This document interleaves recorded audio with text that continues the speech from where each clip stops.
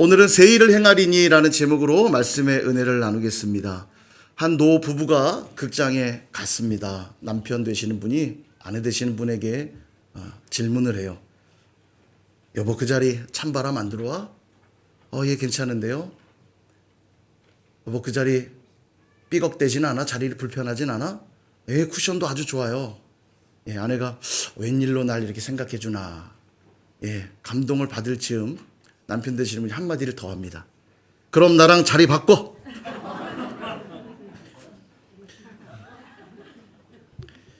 예, 웃지 못하시는 분은 그렇게 살고 있는 분일지도 모르겠습니다. 당연한 거 아니야. 사랑하는 여러분, 올해 정말 바꿔야 될 건 내 이기심으로 충만한 그 마음으로 남의 자리를 뺏는 그 모습은 아닐 겁니다. 이 남편 같은 모습 말고요, 우리가 정말 바뀌어야 될 모습은 누군가를 섬기고 배려하는 모습이어야 되지 않을까. 어떤 전문가가 얘기해요. 긍정적인 감정은요, 사고와 행동을 넓혀주는 확장 효과로 나타난다고 합니다. 그래서 기억력이 증진되고요, 새로운 아이디어들이 떠오르고 자신감과 회복력이 생긴다는 거예요. 긍정적인 감정을 가지면. 우리가 왜 운동할 때 그런 경험하잖아요. 운동을 열심히 하면 막 활기가 돋고 생기가 돋으면서 막 밝은 에너지가 나오고 생각하지 못했던 아이디어들이 떠오르고 자신감이 생기고 막 회복력이 생기거든요. 그래서 긍정적인 감정을 갖는 건 중요한데, 반대로 부정적 감정을 가지면 시야가 제한되기 시작하고 옵션이 자꾸 줄어들게 돼서 분노하게 되고 좌절하게 되고 도피하게 되고 무기력으로 이어진다는 거예요. 기억력은 감퇴되고 창의력도 줄어들고. 어떠세요, 여러분? 올 한해 정말 비상하기를 소망하고 계십니까? 그럼 우리가 바뀌어야 될 게 있어요. 긍정적인 사람으로 바뀌어져야 됩니다. 그래야 꽉 막힌 것 같은 상황에도 새로운 아이디어들이 떠오르고 활기가 돋고, 이전에는 보이지 않던 문들이 보이니까 그 문을 열고 나갈 수 있는 거 아니겠어요? 그러므로 믿음의 사람, 긍정의 사람으로 바뀌어지시기를 주님의 이름으로 축복합니다. 그럴 때 우리 안에 하나님께서 놀라운 새 일을 행하시게 될 줄로 믿습니다. 올 한해 비상하는 한 해를 우리가 기대하고 있는데, 여러분들의 가정, 일터, 학교, 삶의 모든 현장 위에 그러한 역사가 일어나길 소망하고요, 무엇보다 우리 선일 공동체 위에 그러한 기적의 역사가 일어나게 되기를 간절히 소망합니다. 그 소망 가지고 오늘 본문 말씀을 통해서 우리에게 주시는 교훈을 세 가지로 나누고자 합니다. 하나님이 우리 가운데 새 일을 행하시기 위하여 우리가 해야 될 세 가지. 첫 번째는 기억과 생각입니다. 18절에 보니까 이렇게 말씀하죠. 너희는 이전 일을 기억하지 말며 옛날 일을 생각하지 말라. 아멘. 새 일을 행하시는 기적을 체험하기 위해 가장 먼저 해야 될 건 뭐냐? 이전 일을 기억하지 말고 옛날 일을 생각하지 말라. 그렇게 얘기하세요. 지금 여기서 이전 일은 무엇이고 옛날 일은 무엇일까?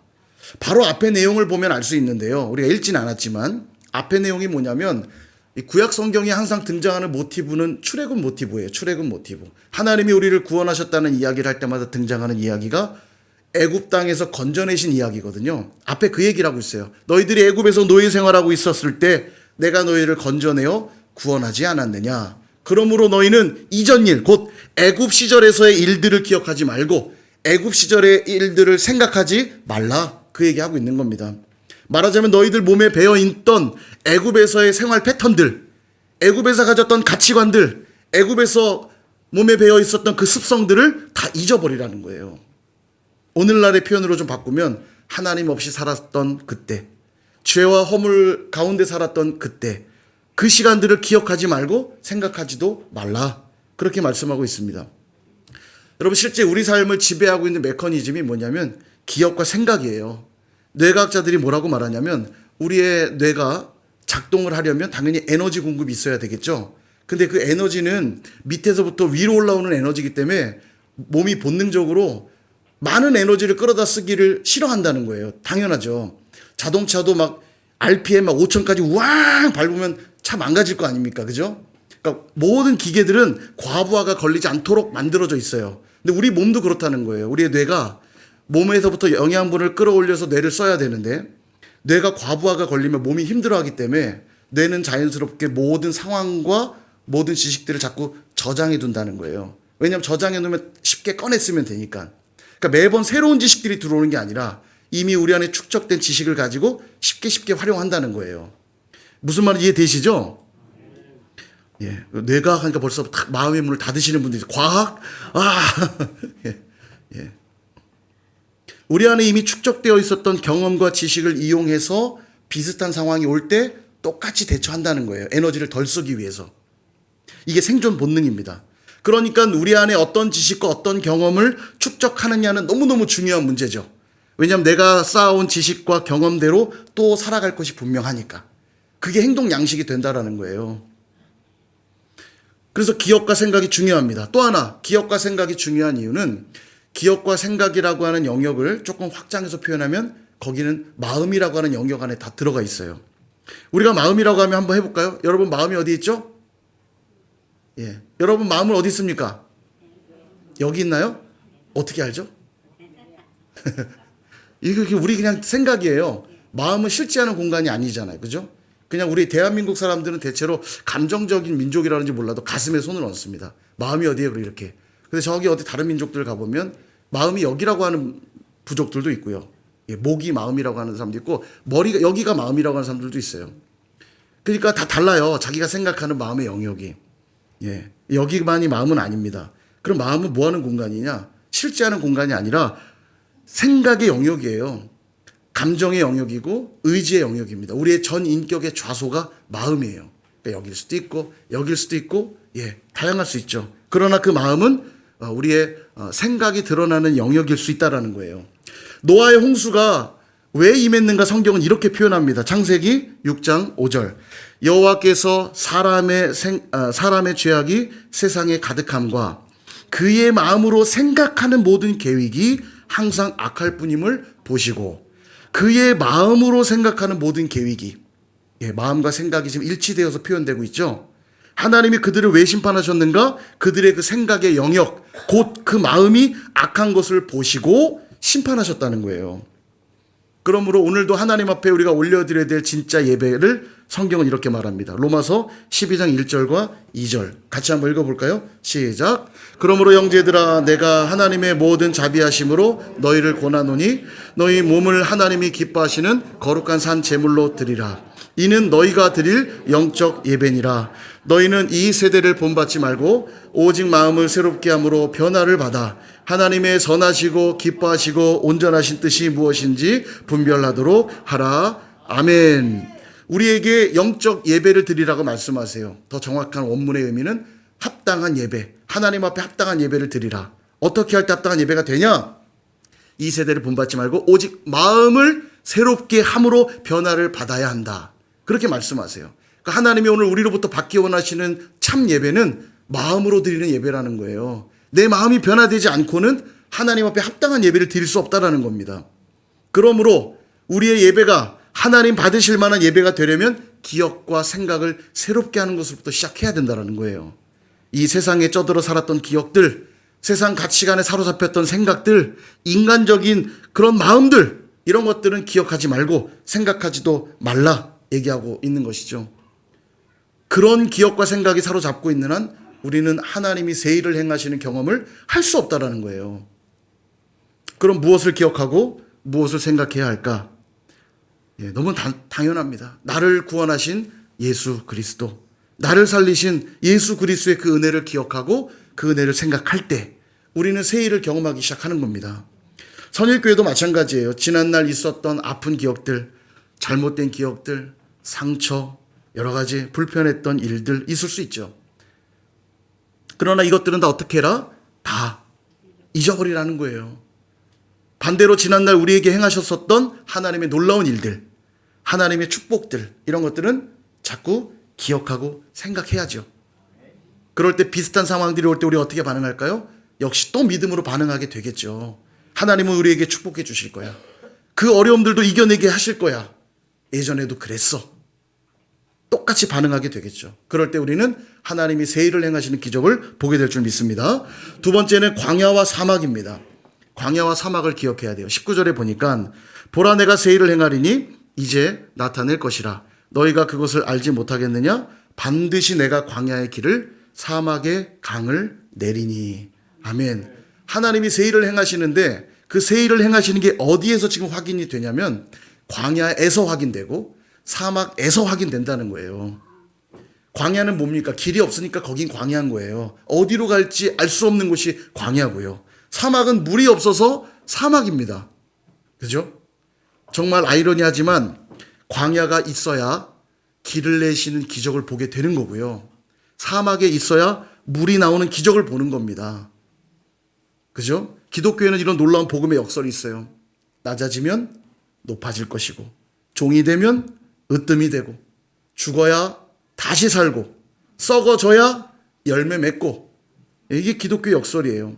그래서 여러분 신앙생활하면서 광야가 없고 사막이 없는 것이 축복이라고 생각하는 것은 신앙적이지 않습니다. 믿음적이지 않아요. 성경적이지가 않아요.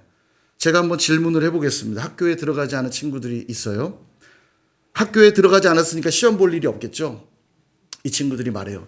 학교에 들어가서 시험 보는 친구들을 보면서 야, 너 참 불쌍하다. 나는 시험 안 봐도 되는데 너는 맨날 시험 보는구나. 참 불쌍하다. 나는 학교도 안 가고 맨날 노는데 부럽지? 부러우신가요? 학교 다니지 않는 그 친구들이 혹시 부러우신가요? 학교 가면 힘들긴 할 거예요. 아침에 일찍 일어나야 되죠. 학교 가서 공부도 해야 되고 시험도 봐야 되고.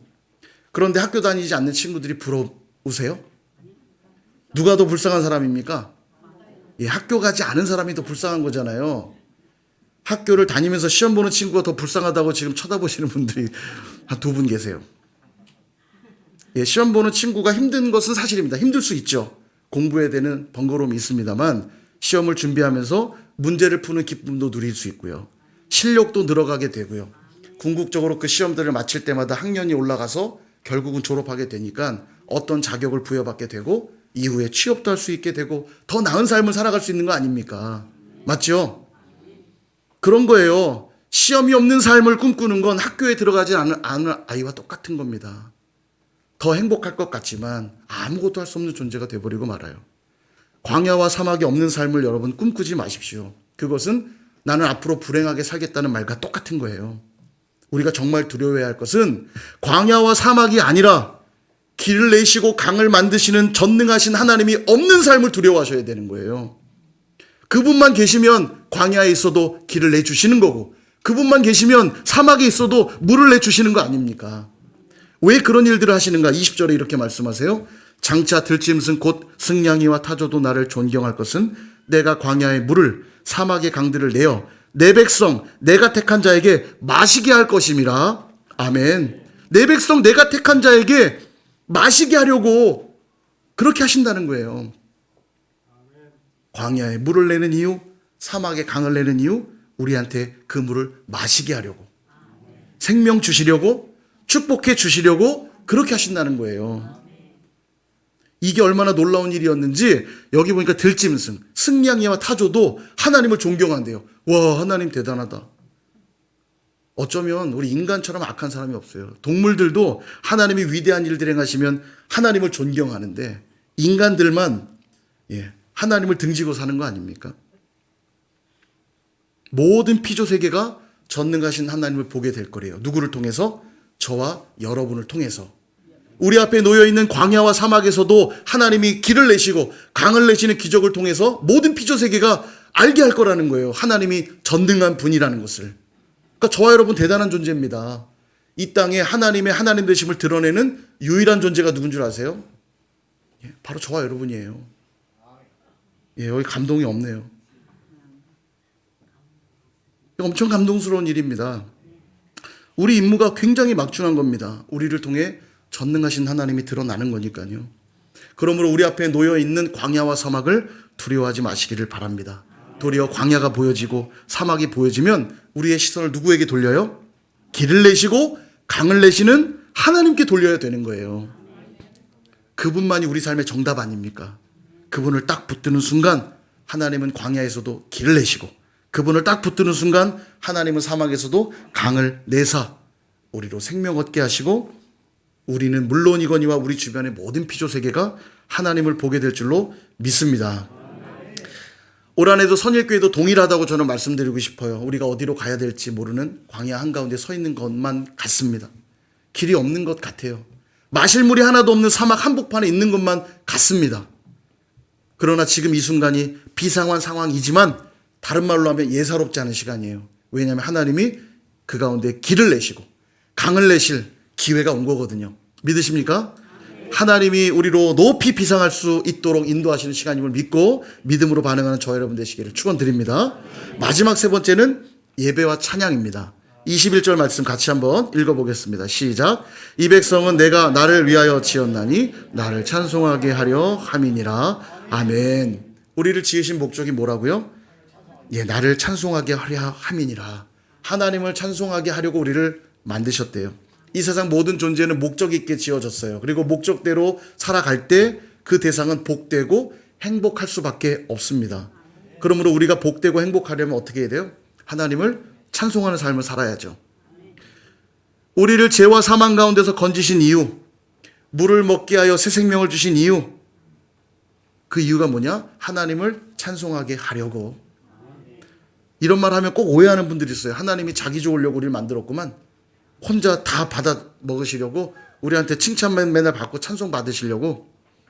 그런 뜻이 아닙니다. 나를 찬송하게 하려 함이라, 이 말은 하나님의 영광에 동참하게 하시겠다는 이야기예요. 하나님의 영광에 동참하는 특권을 얻었다는 뜻입니다. 여러분 질문해 볼게요. 사람과 호랑이가 싸우면 누가 이기죠? 왜 고민하세요? 호랑이 이길 수 있는 것처럼? 예, 하긴 호랑이랑 만나본 적이 없어서 잘 모르시겠지만, 예, 호랑이도 이길 수 있다 생각하는 분은 하루 강아지일 확률이 큽니다. 예, 하루 강아지 범 무서운 줄 모른다고. 자, 호랑이가 사람보다 힘센 건 사실이잖아요. 예. 자, 호랑이가 되고 싶은 분 있으면 손 한번 들어보세요. 나보다 힘이 세니까 나는 호랑이가 되고 싶어. 우리 아이들 손들까 걱정되는데. 자, 또 질문. 자유롭게 하늘 높이 날아다니는 새를 보면 와, 부럽다. 어디든지 갈 수 있는 저 새가 부럽다. 질문. 새가 되고 싶은 분 있으세요? 나도 저렇게 자유롭게 날아다니고 싶어. 예. 여러분 윤석열 대통령이 그 뭐 반려견, 반려묘 많이 키운다고 알려져 있죠. 종종 사진들이 올라오는데 이렇게 안고 있는 사진들, 반려견들, 반려묘들 이렇게 안고 있는 사진들이 종종 올라오던데, 여기 대통령 자주 만나시는 분 안 계시죠? 그 개와 고양이는 얼마나 부럽습니까? 함께 살고 늘 대통령 품에 안기고. 질문. 나도 그 개와 고양이가 되고 싶다. 있으세요? 예. 깔끔하게 노! 예, 노예요, 노. 힘센 것도 좋고 자유롭게 날아다니는 것도 좋고 대통령과 함께 살면서 대통령 품에 안기는 것도 좋은데, 그럼에도 불구하고 왜 호랑이나 새나 고양이나 개가 되고 싶지 않은 거죠? 이 사람이란 존재가 동물보다 훨씬 영화로운 존재임을 알기 때문이잖아요. 다시 말해 하나님의 형상대로 우리는 지음받아서 그 하나님의 영광에 동참할 수 있는 자라는 사실을 우리가 알기 때문에 아무리 힘세도 호랑이 되고 싶지 않고 아무리 하늘 높이 날아다니는 것 같아도 새가 되고 싶지 않은 거예요. 하나님을 찬송한다는 게 바로 그겁니다. 하나님의 그 영광의 풍성함을 알기 때문에 그 영광에 반응한다는 뜻이에요. 저 높은 하늘에 떠있는 별을 보면서 우리가 감탄할 수 있는 것은, 저 멀리 푸른 바다를 바라보면서 바다의 오묘함에 우리가 감동하게 되는 것은, 그게 바로 하나님을 찬송하는 모습인 거예요. 와, 대단하다. 개가 그걸 보고 와, 별 보고 막 감동하겠습니까? 호랑이가 저 멀리 푸른 바다를 보면서 하겠냐고요. 그들은 감동할 수가 없어요. 하나님의 그 영광의 풍성함이 어떤지를 몰라요. 하나님의 형상대로 지음받은 사람만이 아는 겁니다. 하나님이 지으신 하늘을 보면서, 하나님이 지으신 대만물을 보면서, 우와 하나님, 우리가 그 멋진 대자연에 가면 꼭 나오는 찬양 있잖아요. 주님의 높고 위대하심을. 이게 왜 나옵니까? 그 경이로움을 주체할 수 없으니까 찬양하는 거 아니에요. 그러니까 하나님 우리를 찬양 받아 먹으시려고 한다는 뜻이 아니라 하나님의 이 경이롭고 영광스러운 자리에 우리를 동참하게 하신다는 뜻이에요. 근데 안 하실래요? 하나님 예배하고 찬양하는 일 안 하실래요? 그게 올 한해 우리가 해야 될 일입니다.